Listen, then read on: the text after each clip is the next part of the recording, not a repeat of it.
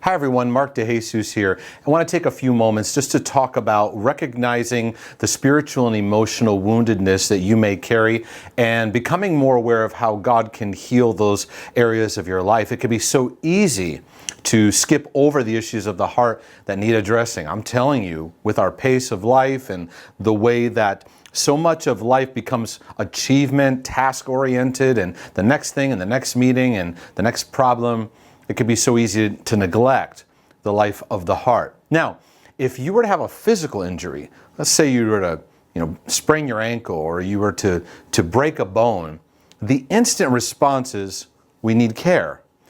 But the problem is when it comes to the emotional, spiritual life of the heart, it can be so easy for us to not only not get the proper care, to dismiss there's anything going on to begin with, to deny it or ignore it completely and just move on. There's an interesting passage of scripture. Proverbs 15:13 says this, "A joyful heart makes a cheerful face." Now that doesn't need any super high depth discernment and wisdom. It's just basically saying when joy is in your heart, it's going to show up on your face. People are going to see it and recognize it. But this is what I want to pay attention to here, because what's in the heart manifests. But when the heart is sad, the spirit is broken. You see, when there's a joyful heart, it should show up on your face. But sometimes sadness can be very easily hidden. It's hard to know sometimes if somebody's got deep sadness in their life because we're so good at hiding the things that we battle with and struggle with.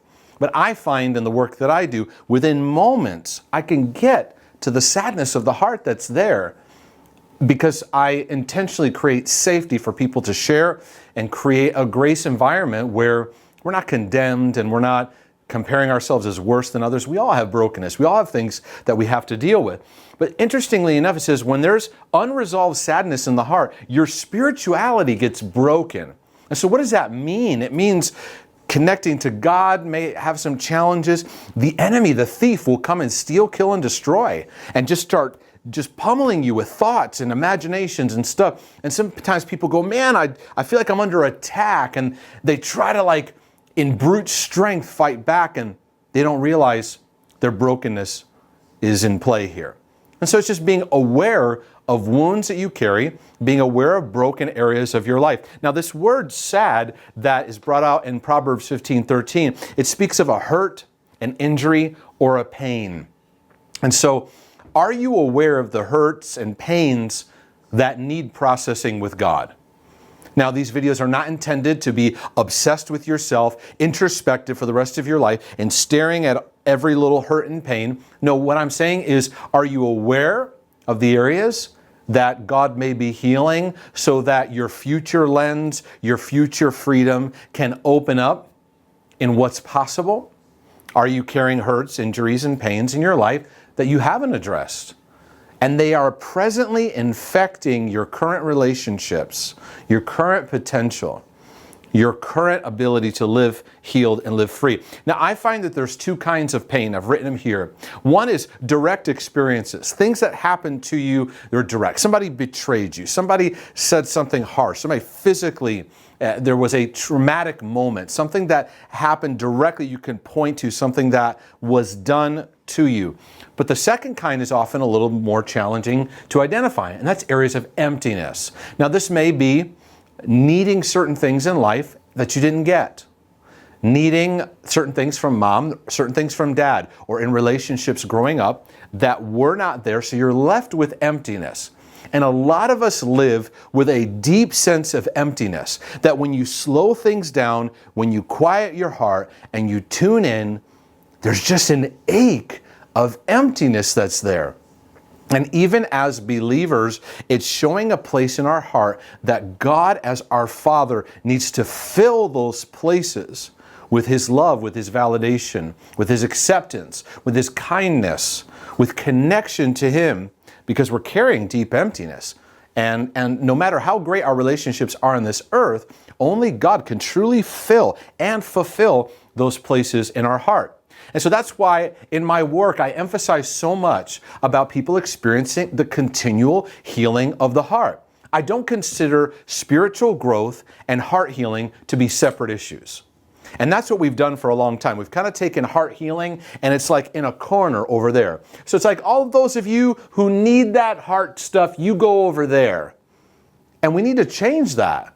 And it's like, no, all of us need that. This is not just for people that are overtly broken or, hey, sister so-and-so over there, you know, she's always got that issue that she's struggling. No, we all have them. Some of us are just better at covering them up amongst our peers. See, the reality is we all have areas that need heart healing. Spiritual growth and heart healing go together because as God heals my heart, those areas become matured. And really what we're moving towards all together is spiritual maturity. Spiritual maturity is not how long you've been a Christian. Spiritual maturity is not how much you know about God. Spiritual maturity is not how long you pray, how much of the Bible you know, how much Bible school you've went to, or how long you were an elder of a church. That is not the metrics. The metrics of spiritual growth is true maturity in how you handle relationships. That's really where it all comes down to. Jesus said we'd be known by the fruit that we manifest, the love that we have for one another. The unity that we have for each other. Well, how are you going to cultivate that if you don't know how to work through issues of your past, your present, so you can connect with people at a greater level? True spirituality is manifested through how we are enhanced in our relationship dynamics. So, you want to see the metric of my spiritual growth? It's how I relate to you. The more I grow with God, the better I relate to you. Well, I've got to deal with some of my wounds because you, interacting with you, yes, you, will bump up against some of the wounded areas of my heart that God either hasn't healed or is healing or is in the process or whatever. We're all on the healing and freedom journey. So when we realize that, it gives us more permission in grace and mercy to be easy on each other and encourage each other and really sharpen each other with love, because that's really what our hearts need. So you probably have areas that are unaddressed that God's going, now's the time. Now's the time. Now, I've written some symptoms here. This isn't everything. These are just some things to think about that in your journey to recognize some broken areas. One is increased pressure in your life. You just constantly have this increased pressure and this stress going on and on. What's the broken issue that keeps feeding that? Or maybe it's layers of brokenness. Maybe it has to do with people pleasing. Maybe it has to do with trying to get people's approval. Maybe it's your achievement, performance-based focus that God needs to mature and heal. Or chronic negativity. I notice if there's chronic negativity in my life, it's time to call a timeout and let God help me to fill my heart with His hope and His perspective. And usually there's some broken areas I need to address. Are you increasingly overburdened? Are you carrying burdens you shouldn't be? Other people's junk. You're getting codependent with people. Are you carrying stuff for others, trying to save other people? Or the cloud of heaviness that's over you, deep discouragement that just seems to continually roll in like dark clouds. Are you just in hyper busyness and you can't seem to stop? Maybe being busy has become an addiction in your life. Addictions are usually the biggest sign that we have unaddressed pain. Now, I don't think I put it up here, but the problem is addictions. We can become addicted to negativity, addicted to pressure, and the numbed out here is where the addictions will creep in. Just numbing out, checking out to things. Maybe you're in a chronic state of burnout. I know that I lived in cycles, and God is still working in my life today on healing certain cycles that can lead to burnout. And instead learning how to live a more refreshed life from the heart. So where do you find yourself showing some symptoms of some things? It says, hey, you know, I got to deal with some underlying brokenness. Maybe some of your relationship circles, you're seeing fallout happen and taking place. And you're like, you know, I got to address some stuff here. Maybe you've got some conflict going on in your life that you see the same pattern happening in relationship after relationship, and it needs to be addressed. So what I want to encourage, most of all, is to move beyond just functioning in our brokenness, because that's what we typically do. We just function. We put masks up and we put duct tape around it. Instead of going, God, I need to grow. I need to heal. Would you do that in my life? So take a moment right now and look at your relational world. What are some signs that you need to deal with some underlying brokenness? Some anger rising up that keeps popping up? Is there a certain thing that you find yourself keep saying and keep spinning in that needs to be addressed? And you're pointing at everyone else. Or really it's time to go, I got to deal with some stuff in my life. In God's love and His grace, He'll meet you as a good Father. That's what Jesus came to do, to show us the Father and to show us His ways.